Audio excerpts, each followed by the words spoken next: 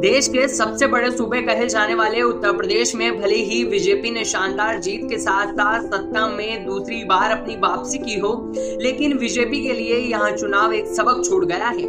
भले ही बीजेपी ने सपा, बसपा, कांग्रेस के साथ साथ सभी राजनीतिक पार्टियों को परास्त कर दिया हो, लेकिन दोबारा अपनी सरकार बनने के बाद भी बीजेपी यह चुनाव हार गई है। इससे कहा जा सकता है कि बीजेपी चुनाव जीतकर भी अपने ही इलाके में हार गई है, क्योंकि बीजेपी के उप मुख्यमंत्री के साथ साथ बीजेपी के 11 बड़े नाम और चेहरे अपने ही गढ़ में चुनाव हार गए हैं। और उन 11 नामों में सबसे चौंकाने वाला नाम केशव प्रसाद मौर्य का है, जिन्हें डॉक्टर पल्लवी पटेल ने 7,333 वोटों से शिकस्त दी है। उप मुख्यमंत्री केशव प्रसाद मौर्य के अलावा योगी सरकार में गन्ना मंत्री रहे सुरेश राणा को भी थाना भवन सीट से 10,000 वोटों से हार का सामना करना पड़ा। वहीं इसी के साथ रायबरेली सीट से, बरहाड़ी विधानसभा सीट से राज्य मंत्री छत्रपाल सिंह को समाजवादी पार्टी के नेता से 3,055 वोटों से हार का सामना करना पड़ा।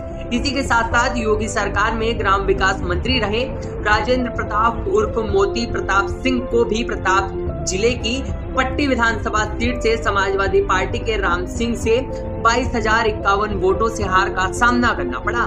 इसी के साथ राज्य मंत्री चंद्र प्रताप को भी 20,875 वोटों से शिकस्त मिली, तो वहीं राज्य मंत्री रहे आनंद रूप शुक्ला को भी चंद्र प्रकाश अंचल ने 12,951 वोटों से शिकस्त दी। इसी के साथ योगी सरकार में खेल मंत्री रहे उपेंद्र तिवारी को भी समाजवादी पार्टी के उम्मीदवार संग्राम सिंह ने 9,374 वोटों से शिकस्त दे दी।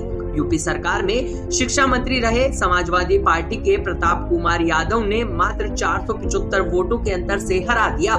यानी इससे कहा जा सकता है कि भले ही बीजेपी ने शानदार तरीके से सत्ता में वापसी की हो, लेकिन बीजेपी अपने 11 मंत्रियों को हार का बदला कैसे लेगी, यह भी देखने वाली बात होगी।